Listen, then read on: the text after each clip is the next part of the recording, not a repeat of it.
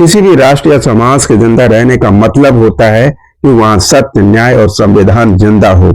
और सत्य का मतलब हो समता की स्थापना, जिसके लिए इस धरती ने, इस महान भारत की धरती ने महाभारत का महायुद्ध झेला था। समता का प्रथम युद्ध ही महाभारत था, जिसमें शांति और सुख और समाज तीनों की सत्य की बुनियाद पर स्थापना ही एकमात्र लक्ष्य था। मगर ऐसा हुआ नहीं तो महाभारत विनाश की लीला से गुजरना पड़ा। क्या हम उस तरफ बढ़ रहे हैं?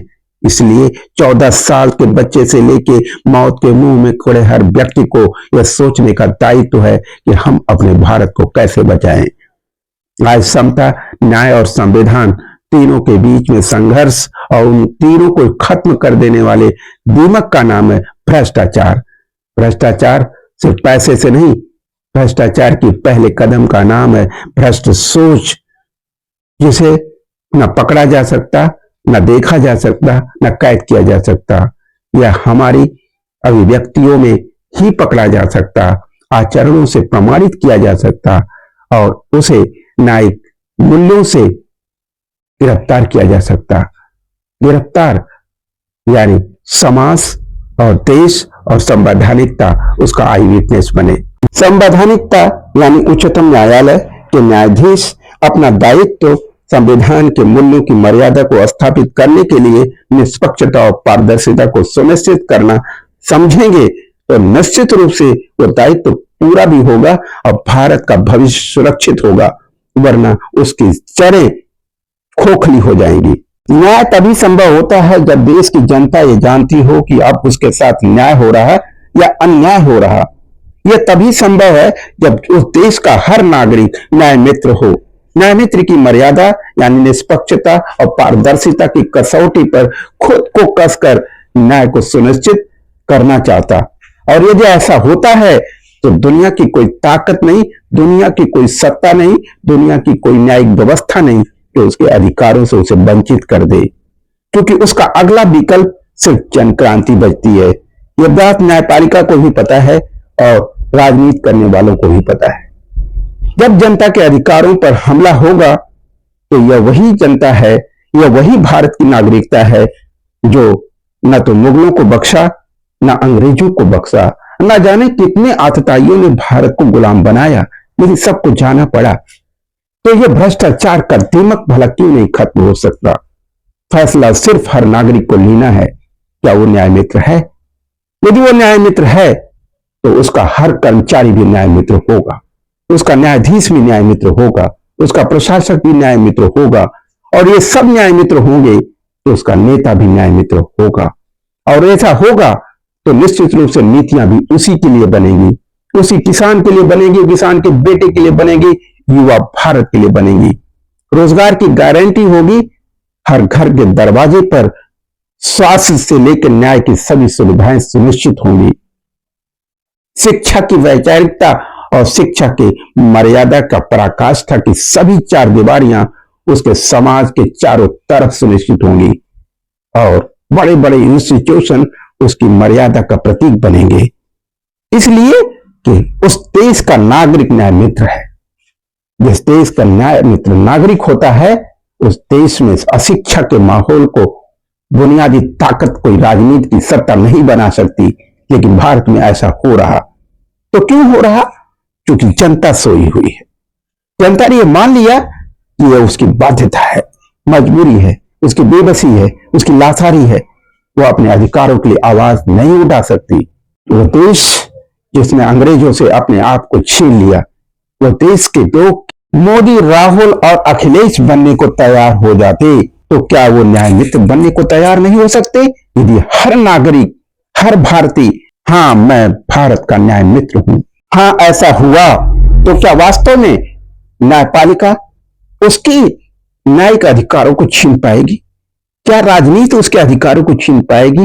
दुनिया की कोई भी न्यायपालिका, कोई दुनिया का कोई भी तानाशाह भी किसी भी ऐसे नागरिक का अधिकार छीनने का दुस्साहस भी नहीं कर पाते जो अपने न्याय को जानता है और अपने न्यायिक अधिकारों के लिए खड़ा होना जानता है। बस जरूरत है तो इस देश की जनता अपने न्याय को मांगना सीख जाए। न्याय के लिए गांधी के रास्ते पर चलना सीख जाए। अकेला गांधी सारी दुनिया के से लड़ सकता, लेकिन अब सारी शक्तियों से संपन्न भारत का आधुनिक युवा, आधुनिक किसान अपने अधिकारों की लड़ाई क्यों नहीं लड़ सकता? इन संविधान की कुर्सियों पर बैठने वाले लोग अपने देश के आधुनिक युवाओं को, आधुनिक शक्तियों से लैस किसानों को उनके अधिकारों से वंचित रखने का दुस्साहस कैसे कर सकते? सिर्फ इसलिए कि हम उसके लिए जागरूक नहीं हैं। हम खुद भ्रष्ट नागरिक बन चुके हैं। यदि हमने अपनी भ्रष्ट नागरिकता छोड़कर न्याय में तो भारत की गारंटी सुनिश्चित कर लिया, तो न्याय उसी पल से शुरू हो जाएगा और पूरा भारत सिर्फ न्यायमित नागरिकों का भारत, चारों तरफ सिर्फ न्याय होगा, युवाओं के लिए, किसानों के लिए, मातृशक्ति के लिए, और देश सुख, शांति और समृद्धि का रास्ता बन जाएगा।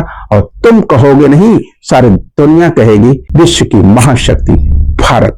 भारत मैं भारत का संविधान, संवैधानिक अधिकारों का संकलन, कार्यपालिका के दायित्वों का निर्धारण, स्वतंत्र और निष्पक्ष मतदान की गारंटी, पारदर्शिता की कसौटी पर ही संभव। भ्रष्टाचार ही वो दीमक है जो राजनीतिक नैतिकता का पतन करता, और भ्रष्टाचार आम आदमी के जीवन का भी हिस्सा बन जाता। चुनाव आयोग और उसके अधिकारी, चुनाव आयुक्त यदि अपनी पारदर्शी मतदान की गारंटी को सुनिश्चित नहीं कर पाए, तो यानी असंवैधानिकता की गारंटी बन चुके। आदरणीय मोदी पिछले 10 सालों में कभी भी प्रेस कॉन्फ्रेंस भारत की धरती पर तो बिल्कुल नहीं किया। यदि किया तो कैसे खाना है, कैसे छीलना है, बटुआ कैसे रखना है, कौन से रंग का बटुआ पसंद है। क्या ये अंतर्राष्ट्रीय पटल पर ऐसे इंटरव्यू की प्रैक्टिस किसी काम आ सकती? नहीं आई। आपने देखा मिस्टर ट्रंप, वो जो कुर्सियां आपने पीछे खींचते हुए देखा होगा, आगे ऑफर करते हुए देखा होगा, गर्व महसूस हुआ होगा। हर भारतीय को होना चाहिए। बिल्कुल हमारा दायित्व है, हमें ऐसा होना चाहिए, हमें महसूस करना चाहिए। प्रधानमंत्री को दिए गए सम्मान राष्ट्र का सम्मान है। शायद यही किया ट्रंप ने, इसीलिए किया। मगर जब वही प्रधानमंत्री, जिन्हें पीसी का अनुभव नहीं था, और जब वो पीसी पर गए तो पूछे जाने वाले प्रश्न को समझ नहीं पाए, और न ही एक अंतरराष्ट्रीय स्तर पर दी जाने वाली पीसी की क्या मर्यादा होती है, क्या गरिमा होती है, क्या तैयारी होती है। उनके सहयोगी और सचिवों को उस पोस्ट पर बने रहना चाहिए। इतने बड़े अंतरराष्ट्रीय अपमान के बावजूद क्या नैतिकता का दायित्व और जिम्मेदारी नहीं कि इस पर चर्चा हो? एक विषय है, कोई बात नहीं। President Trump leading this country that there will be peace through strength and you will have a successful partnership with the United States versus with Biden's incompetence and weakness over the last 4 years.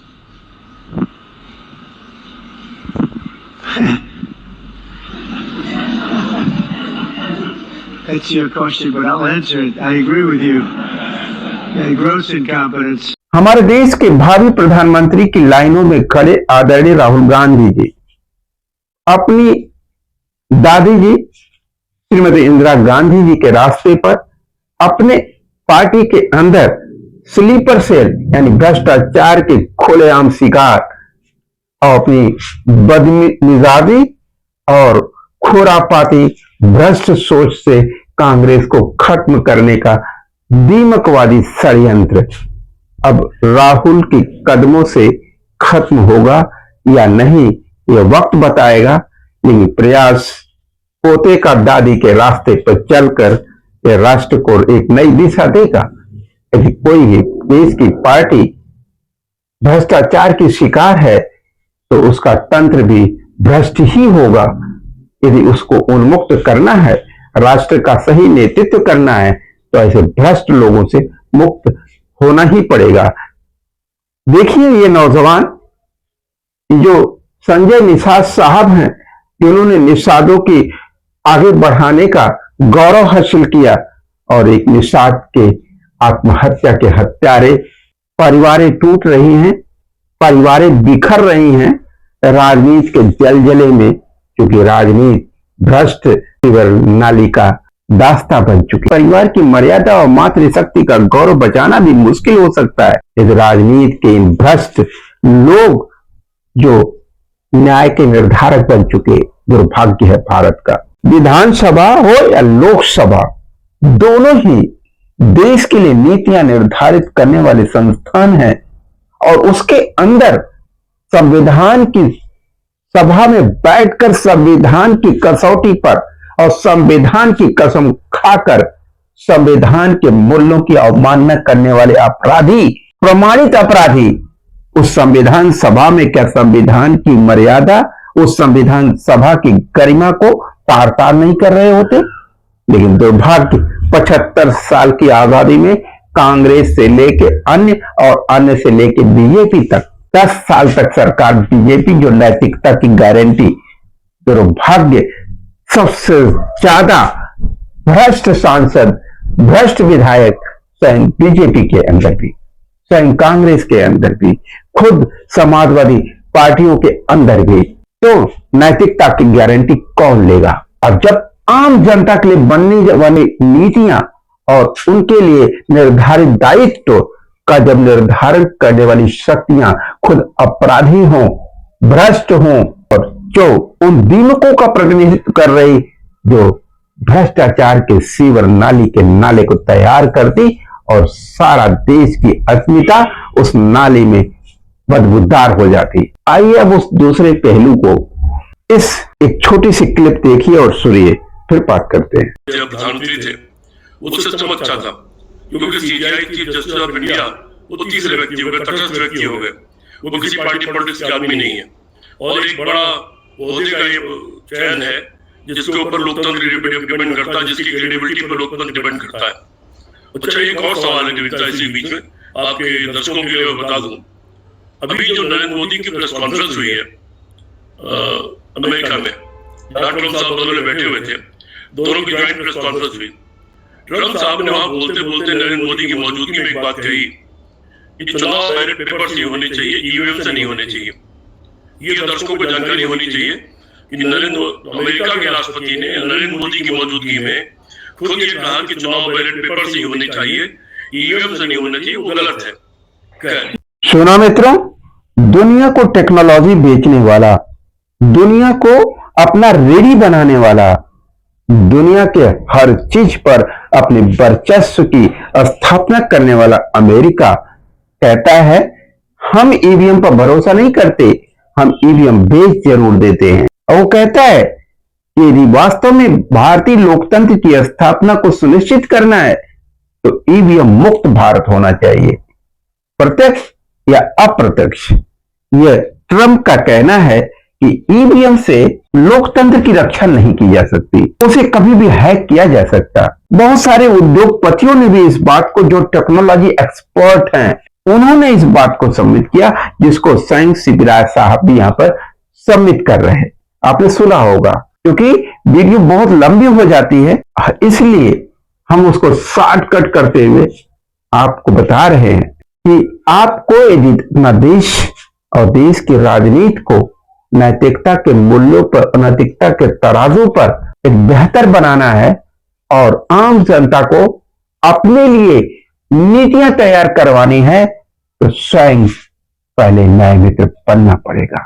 कि आप देख रहे हैं Rajya Sabha TV पर, आपने सुना भी होगा, आदरणीय कपिल सिब्बल साहब कह रहे हैं कि क्या बजट के अंदर यूनिवर्सल एजुकेशन की बात हुई या बजट के अंदर कोई क्वालिटी एजुकेशन की बात हुई, ऐसी कोई एक्स्ट्रा बजट क्रिएट किया गया कि इस तरह के हमें क्वालिटी एजुकेशन को एश्योर करना है या हमें जॉब ओरिएंटेड एनवायरमेंट क्रिएट करना है और लोगों के रोजगार पैदा करने की इतना एक्स्ट्रा बजट हम तैयार कर रहे हैं। क्या ऐसा युवाओं के लिए कोई रोजगार के लिए कुछ एक्स्ट्रा करिकुलम तैयार हुआ क्या? शायद नहीं। तो हुआ क्या फिर? वो बजट का क्या करना है? ये लंबी लंबी कहानियां जो युवाओं के लिए नहीं, जो किसानों के लिए नहीं, कि क्या किसानों का जो रेट था वो बढ़ा क्या या वही पिछला वाला रेट? तो आंसर है बिल्कुल कोई रेट में परिवर्तन नहीं हुआ। उनकी जो है मांग जो थी वो सब खारिज कर दी गई। ये बजट किस लिए था और किन के लिए था और क्यों था? उत्तर प्रदेश की सरकार में भी 205 माननीय विधायक अयोग्य हैं, असंवैधानिक हैं, वैधानिकता और संवैधानिकता के किसी भी कसौटी पर खरे नहीं उतरते। यानी जो सुप्रीम कोर्ट ने एक शर्त लगाई थी कि जो अपराधी घोषित कर दिए गए, प्रमाणित कर दिए गए हैं संगीन अपराधों में, वह विधानसभा और लोकसभा के सदस्य नहीं हो सकते, आजीवन नहीं हो सकते। एक बार हर भारतीय को विचार करना ही होगा कि उसे सस्ती शिक्षा, सस्ता न्याय, सस्ती मेडिकल सुविधाएं चाहिए या नहीं चाहिए। यदि उसे चाहिए तो उसे फैसला करना होगा कि उसके नागरिक दायित्व क्या है। क्या वो न्याय मित्र नहीं बन सकता तो क्यों नहीं बन सकता, यह फैसला करना होगा, क्योंकि भारत उस मुहाने पर खड़ा है जहां उसका भविष्य निर्धारित होना है। दिव्य संघर्ष पावर ये चाहता है कि अब जाति, धर्म और सांप्रदायिकता के मुद्दों पर भड़का करके राजनीति का दोहन करना बंद होना चाहिए। अब हम चाहते हैं कि सिर्फ न्याय पर चर्चा हो, भ्रष्टाचार पे चर्चा हो। न्याय और भ्रष्टाचार में हमारा चुनाव न्याय होगा या नहीं, बस फैसला सिर्फ इतना सा करना है। यदि आपको न्याय मित्र बनना है तो बोलो, हम हैं भारत के न्याय मित्र। हर घर से निकले न्याय मित्र, हर दरवाजे पर होगा न्याय मित्र। न्याय मित्रों के भारत में बात सिर्फ न्याय पर होगी। आप इसे अपना नारा बनाइए, हर गली मोहल्ले की आवाज बनाइए। जय भारत। बराबरी, भाईचारा, सहभागिता की ये बुलंद आवाज यदि आपकी आवाज है तो आप चैनल को सब्सक्राइब करिए, लाइक करिए।